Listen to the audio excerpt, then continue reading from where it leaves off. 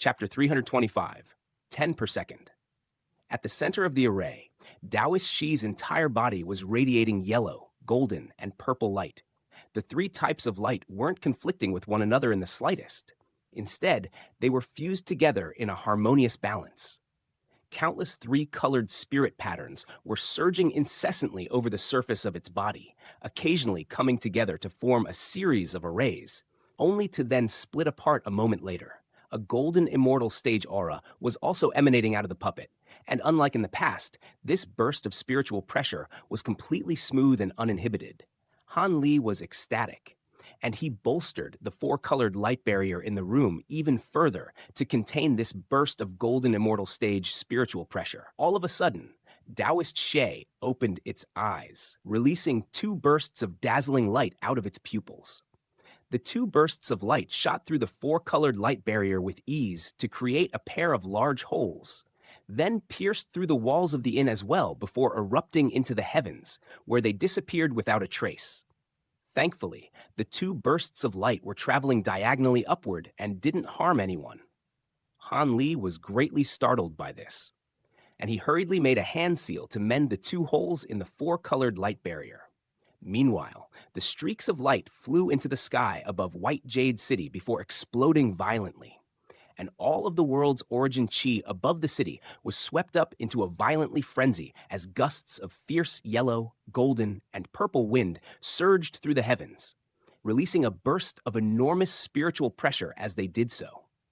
The three gusts of wind were howling through the air with extraordinary force, and all of the cultivators throughout White Jade City were stunned by what they were seeing. There's no way this amount of spiritual pressure can be released by a true immortal. Could it be that one of the Tao Lords has arrived in White Jade City? Many of the people on the streets outside had erupted into chatter, while Han Li was frantically making hand seals to isolate Taoist Xie's aura, preventing it from leaking any further.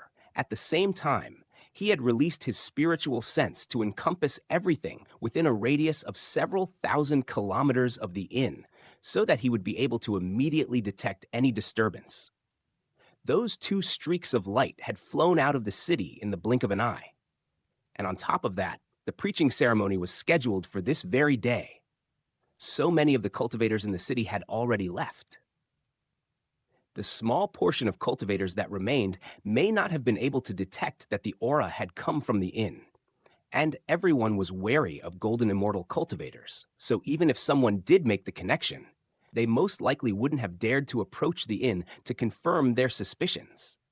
The three-colored gale in the sky continued to swirl around for a while before quickly dissipating. It had created quite a spectacular sight to behold, but it hadn't caused any damage, so the people in the city only discussed the fleeting phenomenon for a short while before quickly dispersing, much to Han Li's relief. At the center of the array, Taoist Xi rose to its feet, and the light radiating from its body faded alongside the enormous spiritual pressure it was releasing. Finally, I've successfully fused with this puppet, Taoist Xi declared. Didn't you say that you were fine on your own and didn't require my presence? If I hadn't decided to stay for a moment longer, you would have attracted a great deal of trouble for us, Han Li said in a slightly accusatory manner. He had spent the entirety of the past 3 days here, rendering him unable to participate in any of the auctions and exchange events in the city. At times like this, it was often the case that the most precious treasures would emerge near the end. And if he had been free to shop around these past 3 days, perhaps he would have been able to gather a few Tao pill ingredients. Taoist Xie could hear the displeasure in Han Li's voice, and it explained, I failed to anticipate how pure the lightning soul crystal was and how much power it contained. So be it. In any case, it's fantastic news that you were able to successfully fuse with this puppet, and I should congratulate you for it, Han Li said as a smile appeared on his face. Thank you for acquiring this immortal puppet for me and for looking out for me these past few days. If it wasn't for your help, there's no way I would have been able to complete this process smoothly. I'll remember everything you've done for me, Taoist Xi said as it cupped its fist in a grateful salute. Han Li merely waved a hand in response. The power that you inadvertently released just now hasn't exposed us, but even so, we can't stay here any longer. On top of that, the preaching ceremony is about to begin, so let's get out of here. Taoist Qi nodded in response, then flew into Han Li's storage bracelet as a streak of yellow light. Han Li swept a hand through the thread to release a burst of yellow light to repair the two small holes on the wall, then emerged from his room. Right as he was about to go downstairs, he suddenly stopped in his tracks, then cast his gaze toward the other direction down the corridor. After releasing his spiritual sense just now, he had already detected that Gan Zhuzhen was no longer here. A slightly peculiar look appeared on his face, and he quickly withdrew his gaze before making his way downstairs. A thought occurred to him as he asked through voice transmission, "By the way, you told me that you were going to tell me the reason why you asked me to sell those blush cloud fire crystals after you fused with the puppet. Can you tell me the reason now?" Instead of answering Han Li's question, Taoist Xie raised one of its own. "Fellow Taoist Han, what do you think is used as the power source for this golden immortal puppet?" Han Li was rather taken aback by this question, while Taoist Xie continued, "All immortal puppets run on immortal origin stones, and this one is no exception. On top of that, this puppet possesses golden immortal stage power, and it's extremely costly to use. The number of immortal spirit stones that you previously had on hand was nowhere near enough. How many immortal origin stones are required for you to unleash this puppet's full power?" Han Li asked. "If I were to go all out, I would have to burn through 10 immortal origin stones per second," Taoist Xi replied. Han Li was already mentally prepared, but he was still caught off guard. "What? 10 per second? That's not that much. Immortal puppets require an enormous amount of immortal spiritual power for support, and there are some that use up dozens, even hundreds of times as many immortal origin stones per second," Taoist Xi said. "Have you seen such puppets before, Brother Shai?" Han Li asked. "No, it's just that I've regained some memories as I was fusing with the Lightning Soul Crystal," Taoist Xi explained. "Oh? Have you recalled anything about your former owner?" Han Li asked with an intrigued look in his eyes. He was very interested in this person. Taoist Xie had told him in the past that its previous owner was dead, but it was still yet to be seen whether that was actually true. "I've only recovered some bits and pieces of memories, most of which are related to immortal puppets.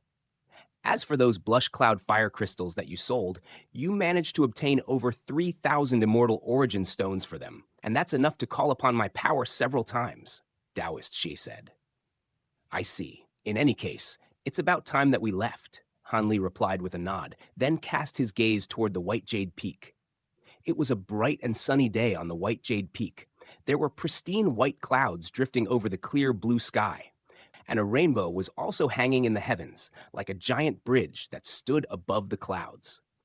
High up in the sky were hundreds of golden chariots that were drawn by winged dragon horses, and upon those carriages stood teams of tall cultivators wielding silver halberds and clad in suits of golden armor, patrolling the sky in a radius of several hundred kilometers. The entirety of the White Jade Peak was enshrouded under a golden light barrier that acted as a flight restriction, and it wasn't giving off any particularly powerful energy fluctuations. As long as one was at or above the true immortal stage, they would be able to fly into it without being affected. But those who were at or below the Grand Ascension stage would have been kept out by the light barrier. Hence, upon reaching the foot of the White Jade Peak, the majority of the Blaze Dragon Tao's disciples were forced to climb the mountain on foot in order to attend the preaching ceremony. At this moment, the White Plaza on the mountain was extremely lively and bustling, with hundreds of thousands of Blaze Dragon Tao disciples and the core elders of many of the Blaze Dragon Tao's subsidiary sects present. Even after all of the cushions had been occupied, there were still more people constantly arriving, and the plaza was quickly becoming extremely packed. In fact, some people had even begun resorting to sitting down with their legs crossed, somewhere halfway up the mountain, to await the commencement of the ceremony. There were countless people gathered at the foot of the White Jade Peak as well, and it was no less crowded than on the plaza on the mountain summit. However, There was a more diverse range of people gathered at the foot of the mountain, with many cultivators from some other small and medium-sized sects all over the ancient cloud continent, interspersed among the Blaze Dragon Tao disciples. These people had set up a series of stalls along the paths leading up to the White Jade Peak, and these stalls were packed with treasures, pills, and materials that they were selling to passersby. There were also Blaze Dragon Tao cultivators that were clad in suits of golden armor, standing around the stalls at set intervals, patrolling the area to maintain order. In contrast with the exchange events that Han Li had previously participated in, these stalls were mostly aimed at cultivators at or below the deity transformation stage. And it was much like the Great South meeting that he had attended back in the mortal realm. At the center of the preaching platform on the summit of the White Jade Peak was a large purple table that didn't have many engravings on its surface, nor did it appear all that beautiful or intricate, but it did have a more antiquated and natural appearance. Behind the table was a copper cauldron that was around 10 feet tall, plunged into which were several hundred sticks of incense, all of which were lit and producing plumes of faint azure smoke. On either side of the cauldron were close to 100 round gray cushions placed down in a symmetrical fashion. And at this moment, streaks of light were constantly approaching the scene before sitting down on the normal cushions on the stone staircase around the platform. The only ones who were granted spots on the stone staircase were inner and outer sect, true immortal stage elders of the Blaze Dragon Tao, as well as all of the Tao Lord's core disciples. And given their lofty status, they were naturally far more restrained. So it was a lot less rowdy on the stone staircase than it was on the plaza. Most of them were meditating with their eyes closed, silently waiting for the ceremony to commence, and only a small portion of them were greeting acquaintances or chatting quietly with one another. Right at this moment, a streak of azure light flew in from the southwestern direction, then descended onto the preaching platform to reveal none other than Han Li. He took a glance to find that all of the cushions near the top of the platform had already been taken, but there were still many vacant spots on the lower parts of the staircase. Han Li made his way up the staircase, and after ascending for around 100 steps, he spotted a familiar figure waving at him to his left. It was none other than Qi Liang, and Han Li gave him a smile before approaching him and sitting down onto the empty cushion next to him. 1. For more information on the Great South Meeting, please refer to RMJI Chapter 128, Great South Meeting.